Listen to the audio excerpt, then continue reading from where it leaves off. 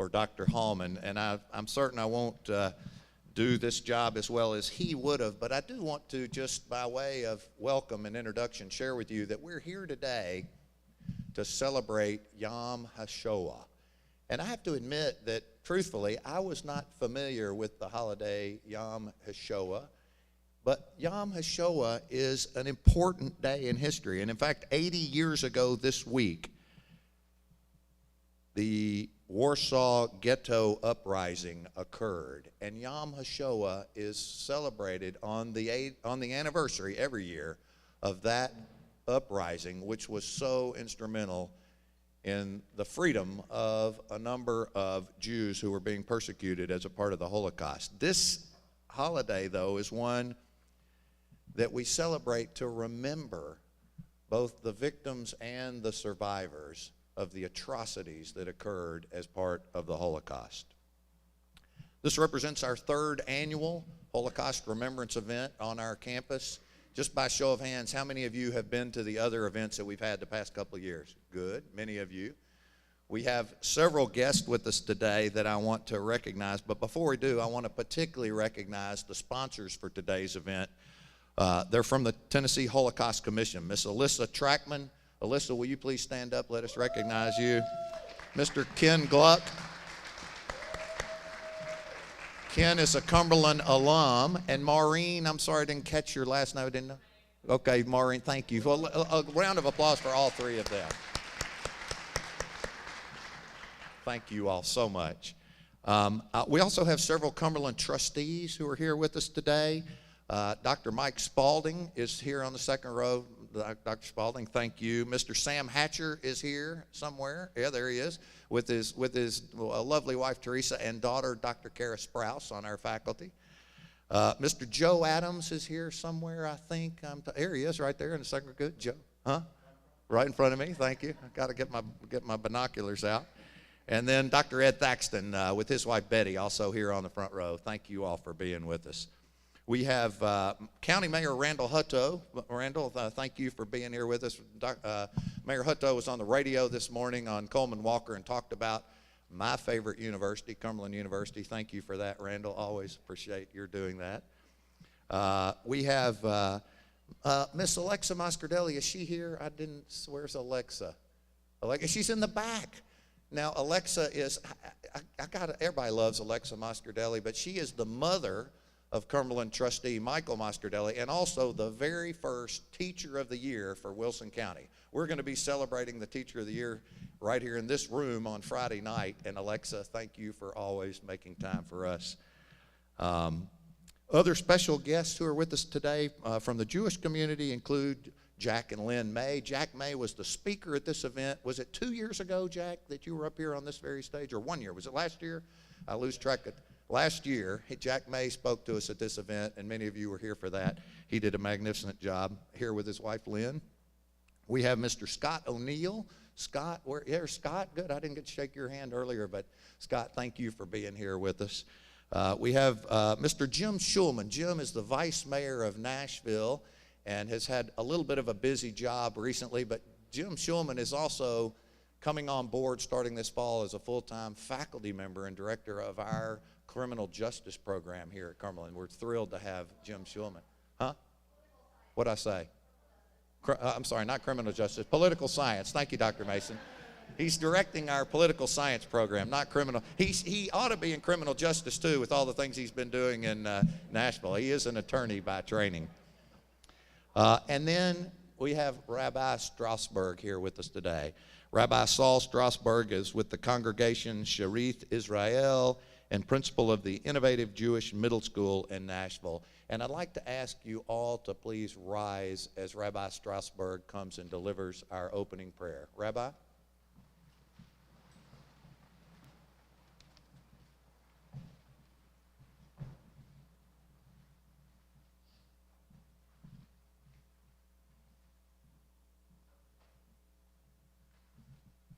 First in the Hebrew, then in the English. El Malei Rachamim, Dayan Almanot, Vavi Yitomim, Al Na Techashev Titat Pak L'Dam Yisrael, שנהפך למים, המצא מנוחה נכונה על כנפי השכינה. במעלות קדושים וטהורים, כזוהר הרקיע מסעירים, לנשמותיהם של ריבות אלפי ישראל, אנשים ונשים, ילדים וילדות, שנהרגו ונשחטו ונשרפו, ושנחנקו ונקברו חיים, כולם קדושים וטהורים.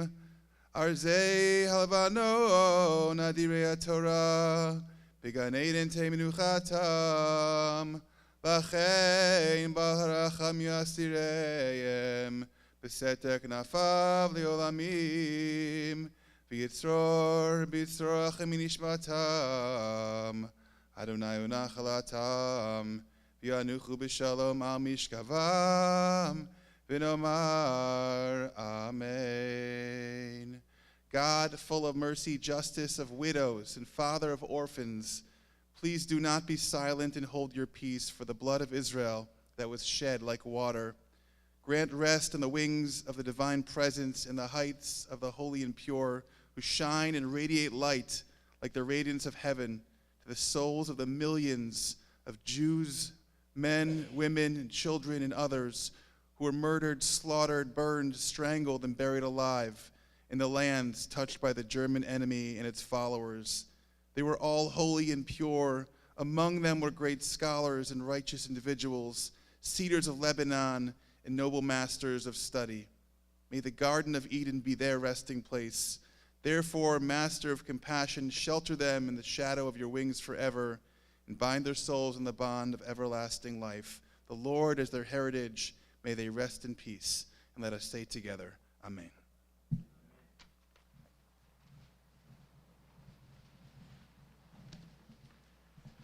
Thank you, Rabbi Strasberg. So I need to ask a question, again, by show of hands. How many of you have ever been to the Holocaust Museum in Washington, D.C.? Well, for those of you who don't have your hands in the air, I encourage you to do so when you're next in our nation's capital. It's a magnificent facility. It's a wonderful remembrance of a horrible period in our history. But it is so poignant in so many ways. And I want to share with you two facts about the Holocaust that are mentioned there at the museum that you may or may not be aware of. But I think these two facts in particular are especially poignant for all of us today. And those are, first, out of the approximately 6 million Jews who were murdered as a part of the Holocaust, 1.5 million, or 25% of those, were children. That's fact number one. Fact number two is that people around the world, including right here in the United States, indisputably knew about the Holocaust while it was occurring. That's fact number two. And I'm going to let you draw your own conclusions about the significance of those two facts here in our world, and particularly here in the U.S. today, while I introduce our speaker. Our keynote speaker today, whom I had the privilege of meeting just a few minutes ago, is Ms. Anya Baum.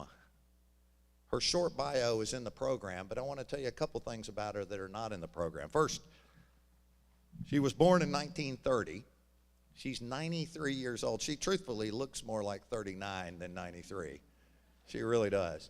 But she's 93 years old. She was born on February the 13th of 1930. She was born in a small town in Belarus, but she lives in Florida today, where it's a lot warmer.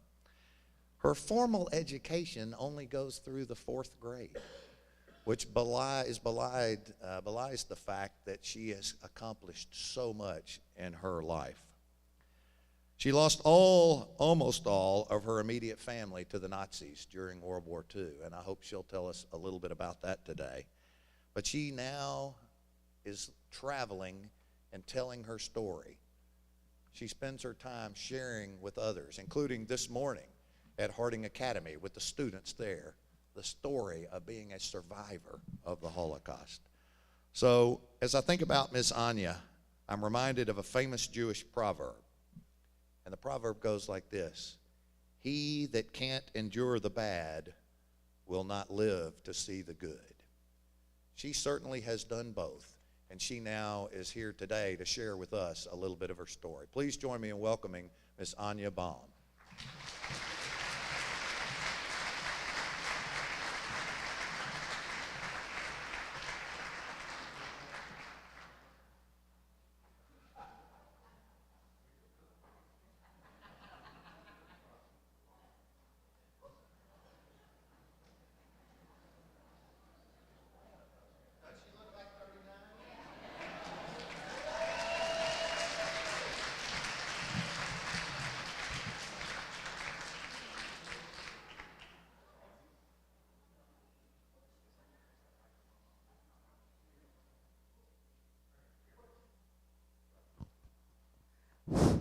Working.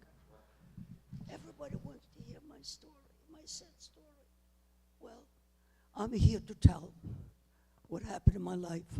Here I am, 93, still kicking, still going, still working. I still do a lot of things, going to schools to talk about Holocaust. And I'm very happy and honored to be here with all you people. And okay.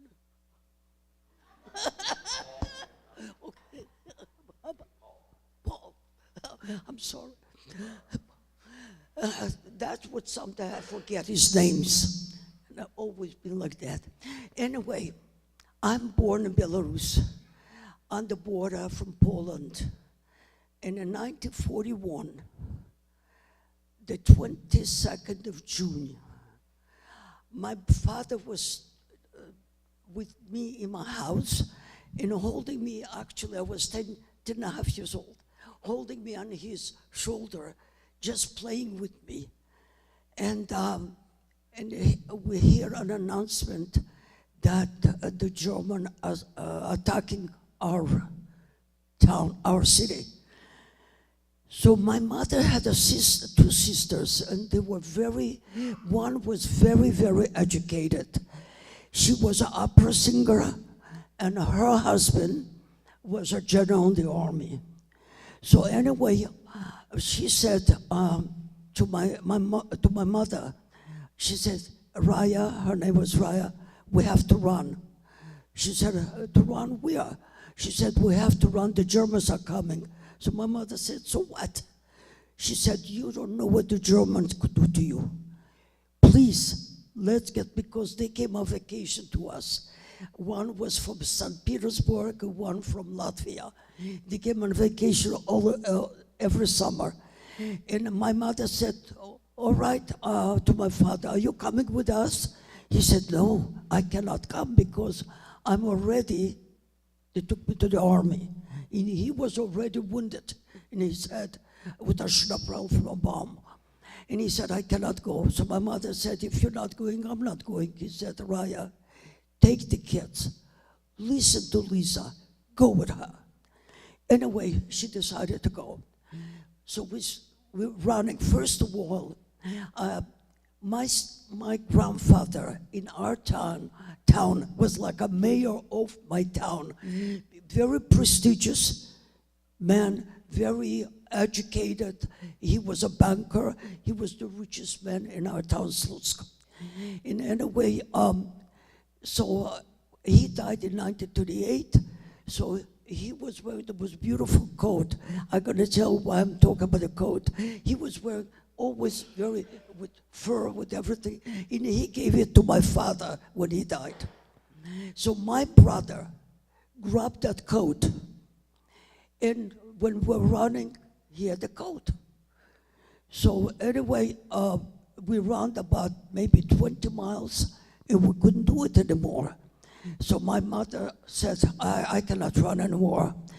So she said, here are soldiers on the highway with rifles, Russian, running away from the Germans. They were rifles on their trucks.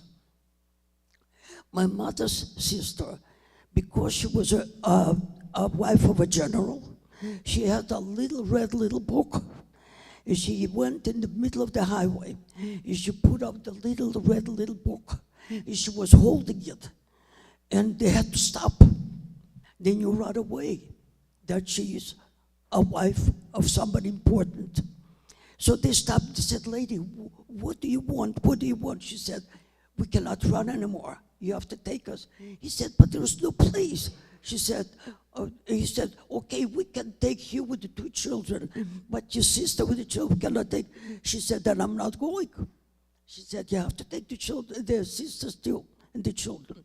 They said, "Listen, the Germans are so close. They're going to attack us. Please." She said, "I'm not going." They pushed us into the trucks. And we came to a town, say Babruisk. When we came to the town Babruisk, we heard an announcement on the radio. Go to the shelters because the 300 German planes are coming to attack us. So anyway, so what happened? Everybody's running to the shelters. And then they announced again when 300 planes, they were bombing Babruisk. Then they said, "You can get out and go to the cattle trains." A train was waiting for us, cattle train, about 50 wagons. Anyway, we weren't alone. It was about 400 to 500 people. Everybody's running to the cattle train, and there was an announcement, "Okay, we're moving." We start moving.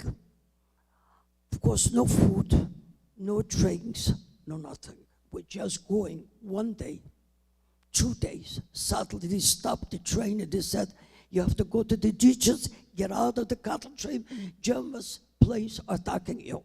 So anyway, people run out in the ditches, and what happened, 2 cattle trains were bombed. Some people were there, they didn't want to run out. So it was on fire, then announced again, everybody back to the cattle train. My mother was somewhere else. Me and my brother was somewhere else. My mother thought we remained in the ditches. So anyway, she started going from one cattle train to another, which it was hard to get because there was only one long door. But her legs, when she found us, her legs were bleeding because it was hitting against the rails, this. So anyway, she found us, we got reunited. My brother swelled up because of hunger. We didn't eat for 2 days already. He swelled up. We stopped in a place called Arol. We stopped, and peasant came out and brought us brought a bottle of milk and a piece of bread. They gave it to my mother because they saw that my brother is swollen. So anyway, my mother takes her and everything, and she gave it to my brother to drink and to eat. I said, "Ma, but I'm hungry too." She said, "But you're not swollen." So anyway, so she said, "I cannot give you nothing." So we're driving again the 3rd day. No food, nothing. On the 4th day, we came close to Stalingrad. Now they call it Volgograd. We came there, and people are greeting us, and they said to my mother, "Where is your horns?" My mother said, "Horns? What are you talking about? Jewish people have horns." So my mother said, "No, Jewish people have, we are people like anybody else, just a different religion." She said, "We have no horns." Anyway, they took us to cafeteria. The cafeteria was standing in line for a little water with some rice floating around with a small little piece of bread. So we were already feeling better. Then they gave us a little room with 5 families. The room was maybe 15 by 10 with 5 families in that room. My brother didn't have where to sleep. We had a cot bag like in the military. Me and my mother was sleeping in the cot bag, covered with that coat, with my the grandfather's coat. Because we didn't have no shoes, we didn't have no clothes already. Everything was gone. So we were covered. My brother didn't have no place. So there was straw on the floor. So he slept on the straw, covered with newspapers. And then we were there for a while, and then they gave us a little extra different room. And my mother started to work. She worked in the field, and potato field. And then suddenly they bring my mother from the field, and she's sick. White thing coming out of the mouth. I think she probably had malaria. I don't know till today. But she barely breathes, and she was lying on the bed. They put her there, and I said to my brother, Sam, go call a doctor, because if mother died, what are we gonna do without parents? The father's there, not there. You know, what are we gonna do? The sisters already decided to go to Asia, further down, so they weren't there. But we were still there. And anyway, so it said, I just got confused now. Sorry, I have to have a little water.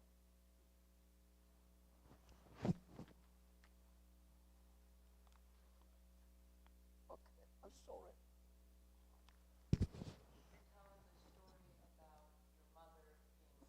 Yeah.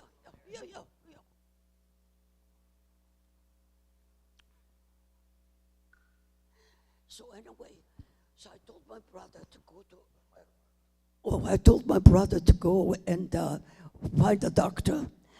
And me, I have no shoes. It's already cold. I went outside. And the little window was there, a small little window. I stood on my knees, put my hands together, and I was praying to something. I don't know. I never practiced religion. I never even knew I was a Jewish till after a while. So anyway, I'm sitting there for about 20 minutes. And I walk in back to the room and my mother's sitting. She said, where were you? I said, Ma, you were sick. She said, me? What are you talking about? She said, where is Sam, my brother? He went to look for a doctor. Or she said, you silly kids. She said, where you went to look for a doctor, I'm okay. So anyway, my mother then she was working, my mother, for wounded soldiers in Stalingrad. We were right near Stalingrad. They were bringing the wounded soldiers to the hospital. She was working for wounded soldiers.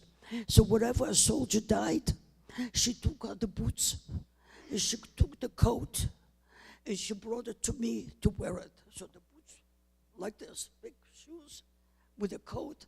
I didn't have even a scissor to cut it. So, and then she brought some food that they gave it to them, but they couldn't eat it because they died. So she brought it for us. So we were a little bit feeling okay with that. Then suddenly, I got sick. I got sick with typhus. My hair was covered with lice so much that when I shook my head, the lice was falling down. And my mother went to, she washed my hair with kerosene, with benzene, just to kill the lice. But it was itchy, it was burning, but she killed a little the lice. But I got typhus because of the lice eating me up. I got typhus, I got very sick. And typhus, if you have, it's very contagious. And I'm in the hospital with very, very high fever. And I had an uncle, very prestigious person. He was working in Kremlin with Stalin. He was very financier all over Russia. He was, and another brother was an engineer, and the other one engineer of tanks. They were very, very educated people, but not my father, because it was a second wife. They ignored him a little bit, because my grandfather, first wife died, so he got remarried. So anyway,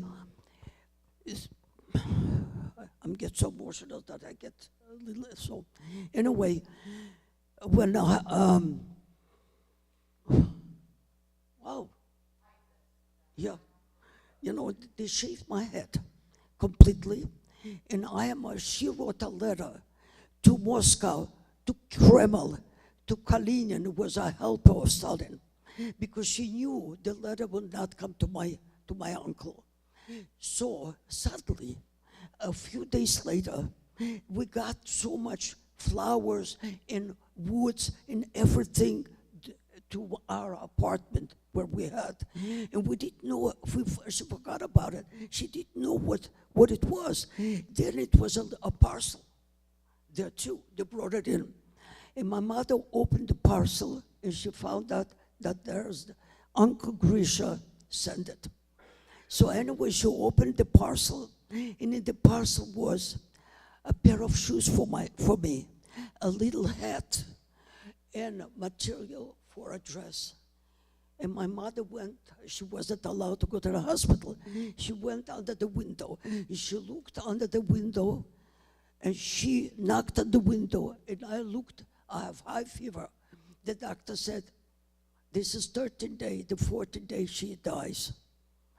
She showed me the little shoes through the window, and the little hat, and the material that I'm gonna wear.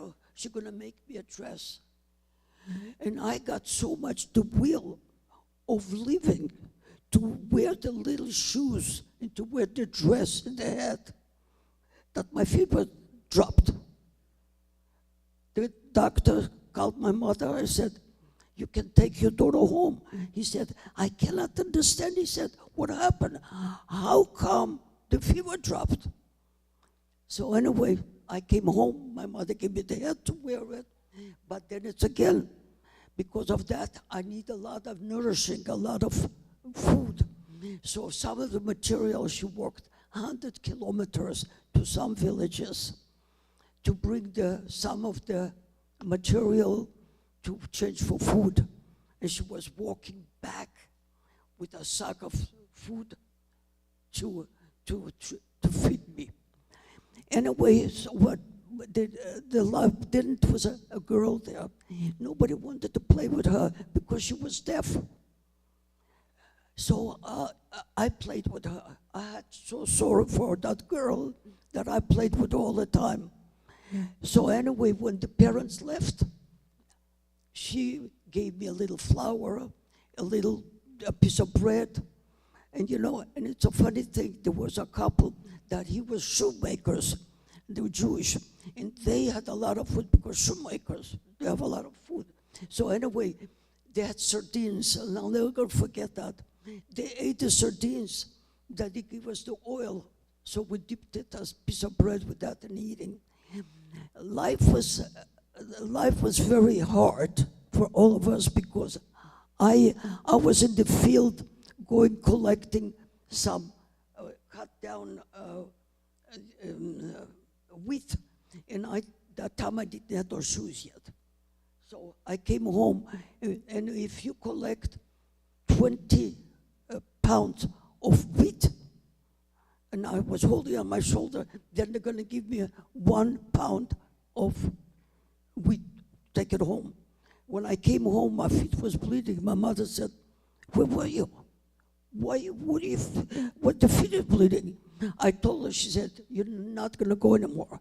You are staying here, somewhere we survive. So anyway, we decided to go back home because Stalingrad, all the allies from England, from all over, came to push away the Germans from Stalingrad.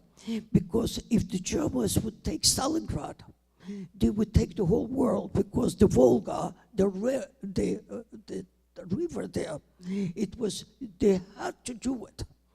So anyway, we heard bombs flying all over. These were hiding, this, you know, and I was in the field once collecting straw and droppings of cows So they had to drive for a few days till I'm going to be able to pick it up. So I came to the fields to pick it up, the droppings and to some grass to hit the orphans, you know. And here I hear a German plane. A plane is flying in the field. I look and I said, I knew right away that's a German plane, because I knew the sound of a German plane. So anyway, I look up and I see, and I'm all alone in the field, and I see a bomb is flying down. The bomb fell very, very close for me. That a big shrapnel of the bomb fell right in my leg.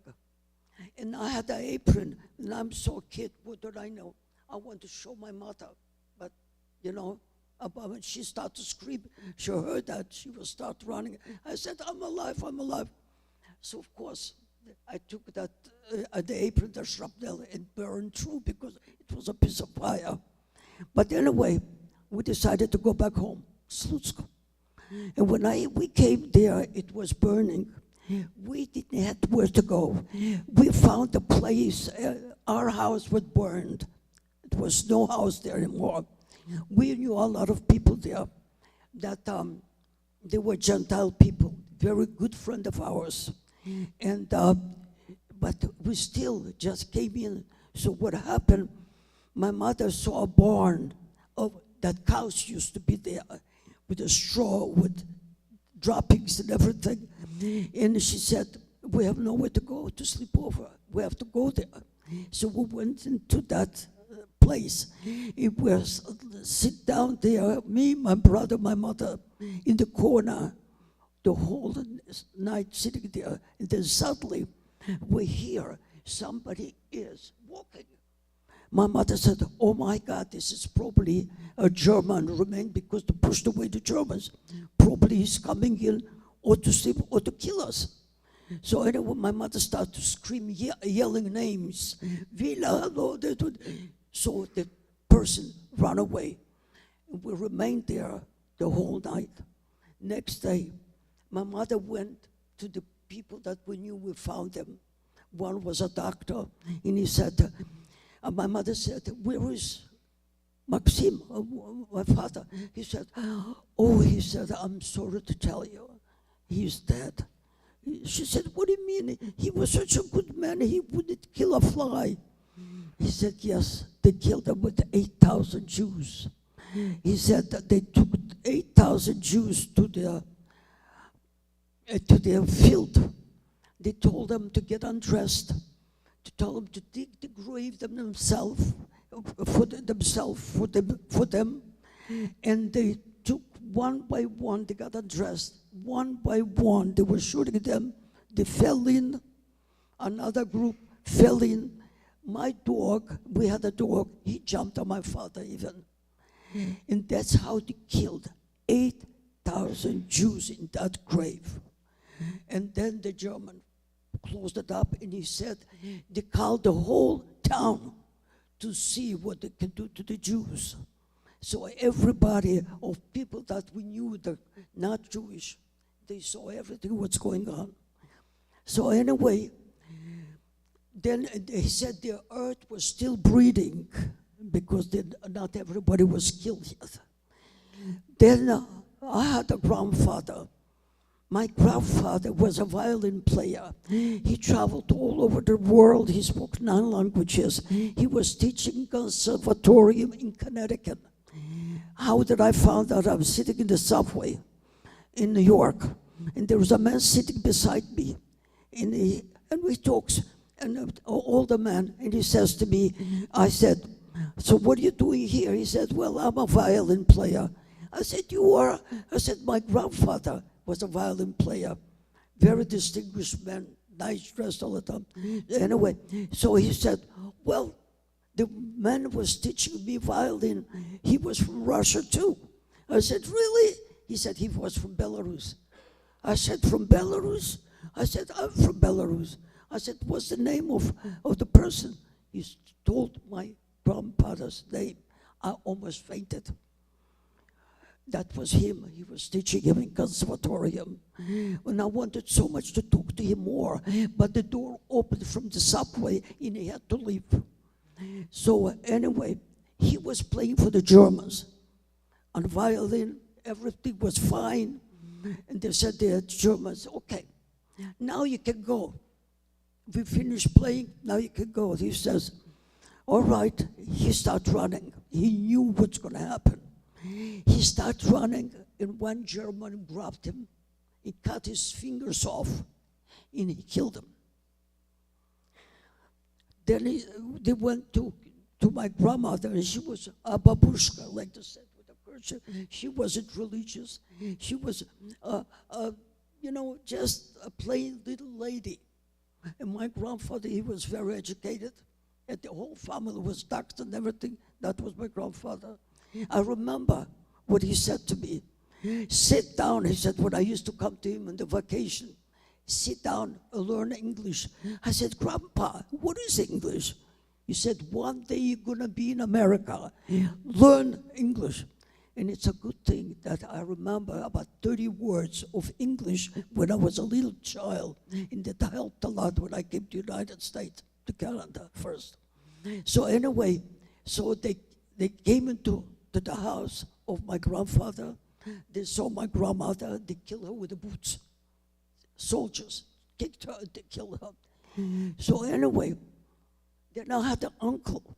He was an engineer of electric station in our town.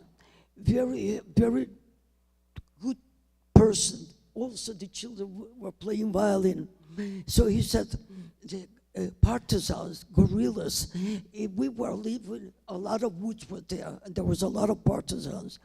They came into him and says, Fima, we're going to explode the electric station. You better come with us, because they're going to say you did it, but we're going to do it. He said, no, the Germans, they love me. They're never going to say it. He said, please, take your family, come to the woods. He said, no, I'm not going. Next day, they exploded the electric station. Next day, they come in the Germans to him. Hey, Fima, what did you do? He said, I didn't do nothing. What do you talk about? He said, yes, you did. You exploded the electric station. He said, you know what? He said, where is your family? He said, my family is home. Bring them.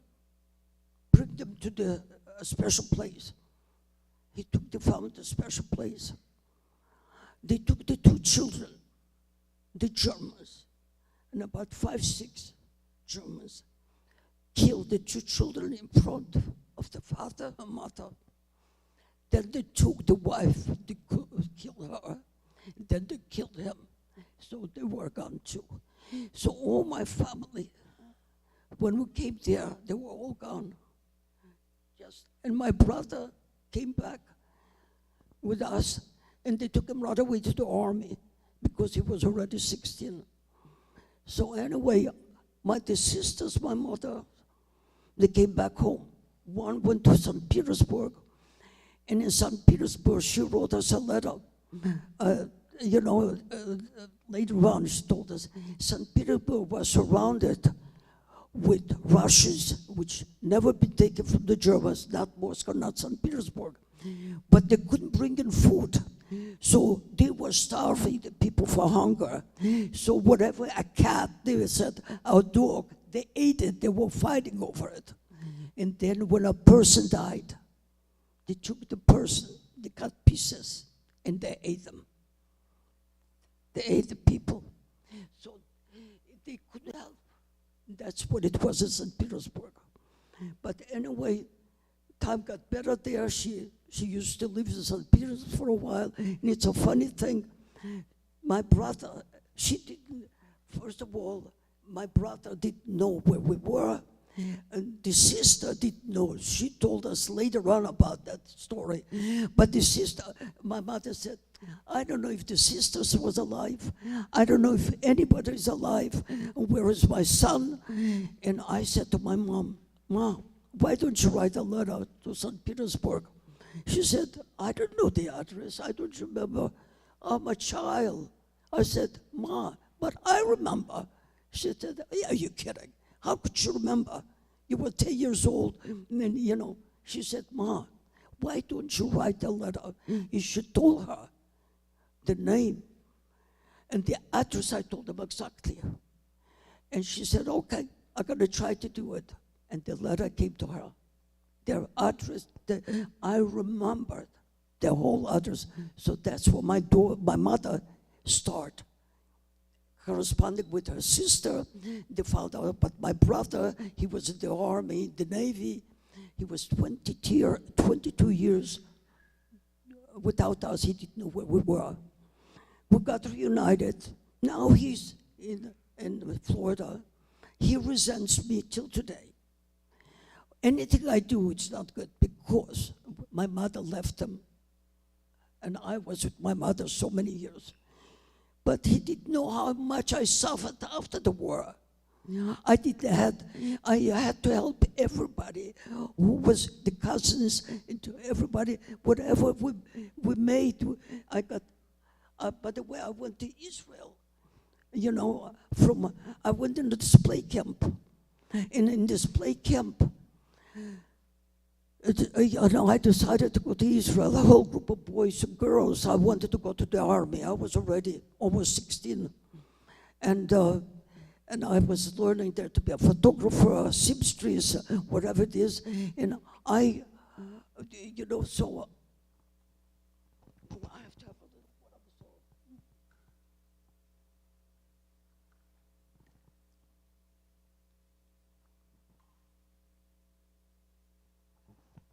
So anyway, I decided to go to Israel with a group of people. But the boys, we were about 50 boys and girls. And the first ship was Exodus, and the second ship was Panior. All rotten, bad, everything. And I said, I'm going to the army to fight the Arabs. I came there 2 weeks before Palestine became Israel. 2 weeks after, so they didn't take me to the army. But I was so naive with so many things that I didn't know nothing. I came into a home of young children, and this is a story you're gonna laugh now. At least now you're gonna laugh. I said to the teacher, I said, you know what, I have to talk to you about something. She said, what do you have to talk to? I said, I cannot talk in front of everybody. I want to talk to you private. She said, okay. We go into the room. And she said, what are you going to tell me? I said, I'm pregnant. She said, you're pregnant? What happened?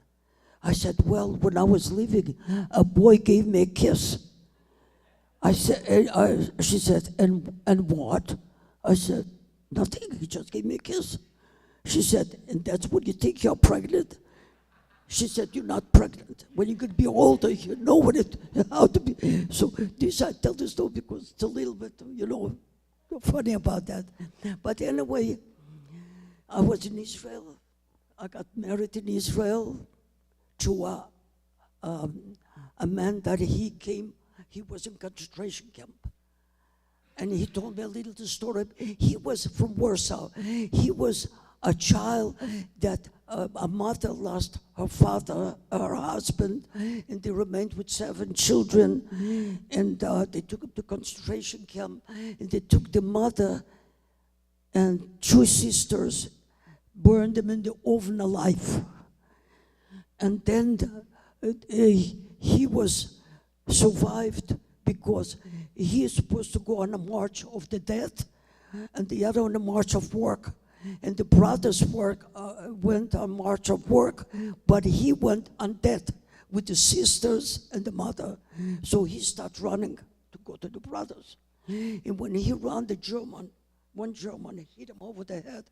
So all his teeth was out, because he hit him over the head with that. So anyway, but all in all, so we got married and we went to Belgium because he came from Belgium. He was a military man, And from there on, it was not so happy. My mother married to a Polish man, to a partisan. He was Polish. We were allowed to get out of Poland because we became like Polish citizens. And anyway, they were in Italy. Everybody of my little family that I had, everybody was starving or hungry.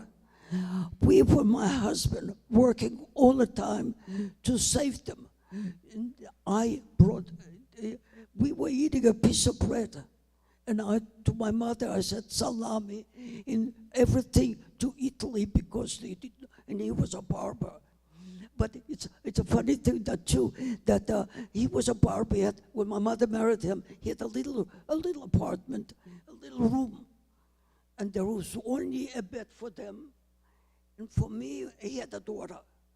For me, his daughter, we didn't have no sleep. We couldn't sleep on the floor because it was cold. So we put two chairs together. And she said, near the oven. And she said, you know what? I'm going to sleep half a night on the two chairs. You sleep on top of me for a half a night. Then we're going to change. But of course, she was older, so she slept tonight. So that's how I was sleeping a few nights on top of her. And it's another thing with the coat. My mother sold the coat because we needed money too. And the whole coat, I'm going back a little bit, the whole coat was full of lice in the seams. We had to take a match and burn the lice one by one, but then we cleaned up the coat, everything. My mother had to sell it because we needed money. They needed food. But anyway, what can I say? 5 minutes. Anyway, I helped everybody. I came to Canada before. When I came into Canada, the 30 words that I knew in English did help me so much. Because one man said, oh, he said, you have the passport? My husband said, yes. He said, you better go back to Belgium. He said, because it is not for you. And what happened, we could not get out. We could not stay in Belgium. Every day police came and told we have to move out. We have to get out. We are not allowed to stay. So one man said, I'm going to write a letter to Queen Elizabeth and see if you could stay a Holocaust survivor. So anyway, and we made a quota to go to Canada or to United States. The same day came a letter from the Queen Elizabeth, you're allowed to stay in Belgium forever, or a letter to go to Canada. So we decided to go to Canada. It was all my life. It was not so good with that. But, with all in all, I only finished 4 grades in my life because I never went back to school in the United States or nowhere because I had to work all the time to support everybody. So all in all, I became a designer of one-of-a-kind jackets. I became a makeup artist for 35 years, which I did Cher's makeup, Princess of India, and a few more stars. And I was doing it for 35 years. And jackets, Prince had one of my jackets. Prince that died. It was unbelievable. Diana Ross had one of my jackets, which I saw her wear on television. And all in all, with all the things, I street smart, the waiter said, always thinking about something. And there another thing, invention that I had, which slippers. I wake up once and I said, we need slippers with light. Children going in the middle of the night, they cannot see where they're going. I go to my cousin, he was an inventor. I said, listen, could you do slippers with light? He said, of course. How did you get it? I said, because children in the middle of the night, they walk. You know, they don't know how to go to the bathroom. So anyway, he did it in another way. We patented it. And we didn't have nobody to give us money to do it more and more. My cousin didn't say nothing. He went, he sold it for $10,000 to a factory. And now it's slippers, now it's sneakers, now it's jackets. Everything is now with the lights. That was my creation. That's what I did. But what happened? He got the $10,000. They didn't have much money. They didn't give me even nothing. So that was my cousin too. I was a little disappointed, but I was happy at least to have a little family. So anyway, my family is almost all gone. The few that I had, the cousins. My mother died. The doctor gave her a wrong injection. She died, by 77. And here I am now, which I had to, because I was living in Florida in an apartment. They were raising my rent high. I could not afford it. Even I work till today. I sell my skincare that you can get home by doctors. So anyway, so I decided to, anyway, that's it. I got it because it's getting to me a little bit too, I have enough to talk about myself. Before you take some questions, I want you to tell them why family is so important. Just 1 minute. Why family is so important. What is family so important? I got to tell you, I came to her, she invited me to her family, and I felt so good. I said, oh my God. I said, to have family, a hug, a kiss. I didn't have that, not for my mother even. My father was not there. And it was so important. They said a hug a day takes the problems away. I didn't have no saying I love you. I didn't say no. Nobody could tell me that. My husband was, like I said, concentration man. So he was, he was a wonderful man though. He went through a lot. The mother, they killed her, the way they put it in the oven alive. But anyway, the family, I said, I was talking today to the kids and I said, I wish I would have for 5 minutes my father to take him around and give him a hug and a kiss and tell her how much I love him. Because I didn't have that. I didn't have that from nobody. I was raised all by myself all my life. All my life, and I'm still working. I'm still, trying the best to do. Now I'm in independent living. Because I couldn't afford the other one now. The Jewish Family Services helps me a lot. Now they decided they don't want to help me. So but anyway, I'll survive. I'm a survivor, and I always will. And I'm going to try to do the best. Talk for the people, to teach them about the Holocaust and tell them, not just because you heard a lot about concentration camps, but this is a completely different story. I have the story in mind. You could hear it for a couple of days. That's nothing yet what I went through after the war. It was unbelievable. But I'm here. I survived, and I'm surviving. You are indeed.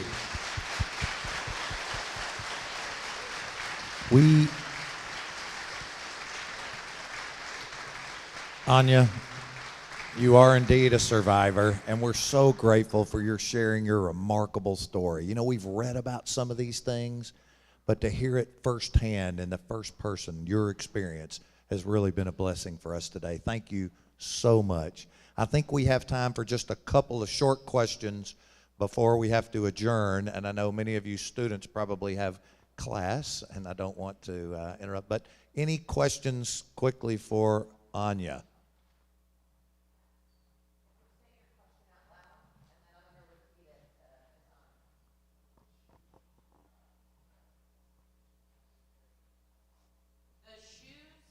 That microphone right there works. The shoes and the dress that your mother gave you, do you still have it? No, I wish. Oh, no. Are you kidding? It fell apart. Because I was that time 11, 12 years old when I had that. And here I am, 39. Like Jack Benny. In 93 years old. Yeah. I wish I would have something. I wish I would have a picture of myself when I was young. Nothing of those things. Nothing. I had a better experience in my life. Somebody took away my husband, took away my pictures, burned them, everything. So I haven't got even pictures. I have, but I always, in New York, always been dressed beautiful. Always designer clothes, worked for it. Always, because I was a makeup artist, always high heels. I cannot wear now low heels because when I wear low heels, my back hurts. So all the time, but I'm still surviving, and I'm happy to be here, and I'm happy to see you all, and I'm happy to do it again and again and again as long as I can do it.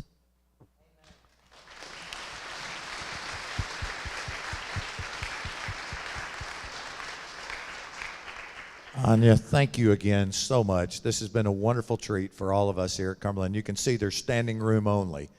But let's give our thanks one more time to Miss Anya Baum. Oh, I'm sorry, we got another. Okay. Yeah, I'm going to invite Dr. Bill McKee now to the stage to wrap us up. Dr. McKee.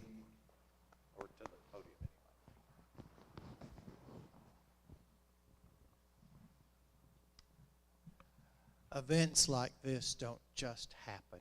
They happen because a lot of people put a lot of work in it. And I want to recognize the Cumberland University faculty that are here today and ask them if they would please stand.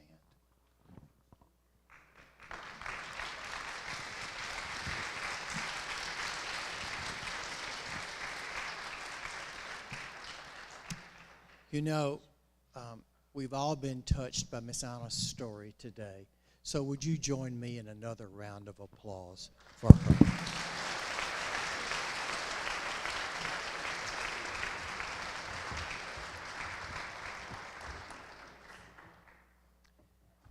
I'm reminded of a statement that in the darkest hours, with God's help, the sun shines again.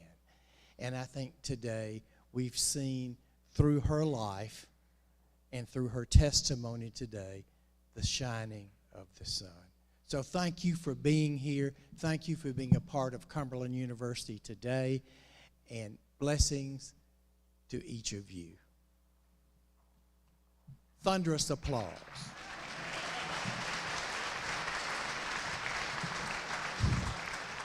Hi, everyone. My name is Raina Rose Exelbeard, and my grandparents were Holocaust survivors from Poland. When you look at people, sometimes it's very easy to see what's different about us.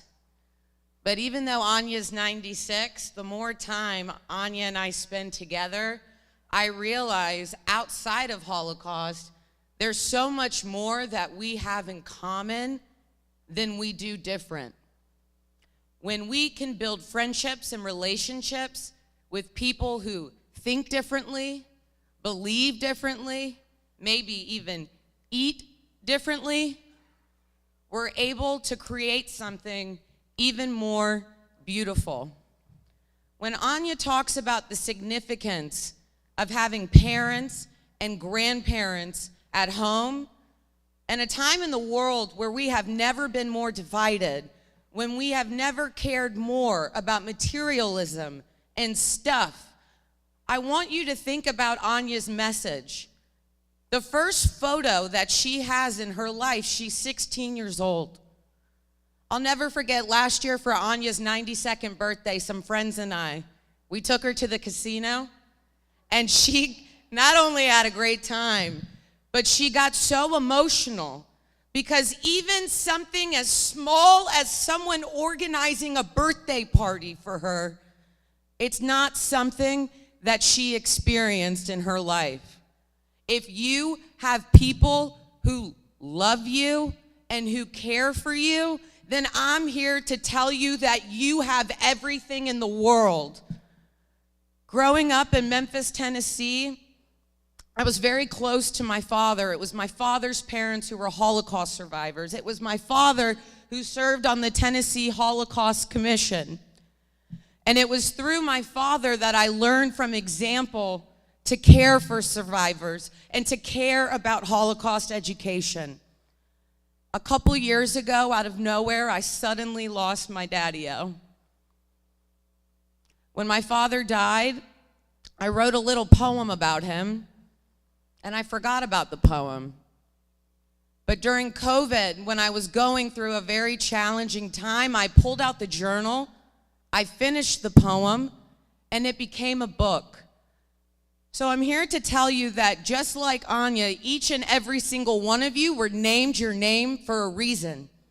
Each person sitting in this room has a unique story because your family members made a series of decisions that gave you the opportunity to sit in this seat. 6 million. At such a big number, 6 million Jews that we know of were murdered. 6 million people who could have invented something, and we'll never know.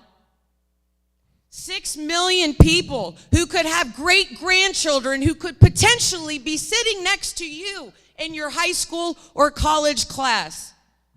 But we will never know. Who here today, this was your first time hearing from a Holocaust survivor? So I want to challenge each and every one of you to remember Anya's face. Remember her story. And I want to challenge you in your life, if you can think about her 6 million times, then you will have made a difference. Do not ever underestimate the power of your story, how important it is to speak up. Because if Anya can do it at 93, let's go. It's going to take every single person in this room to make a difference. And if we do it together, one conversation at a time, we can create a better world. So if you're going through a challenging time, you can journal, you can ask for help, you can help someone else. And you want to know one of my favorite things to do when I'm not feeling so great? Something else me and Anya have in common? We love to dance. So I want to invite you to stand up, or if you want to sit in your seat, we're going to play a special song, and we're going to end this right. We're going to end it with the dance. Let's go.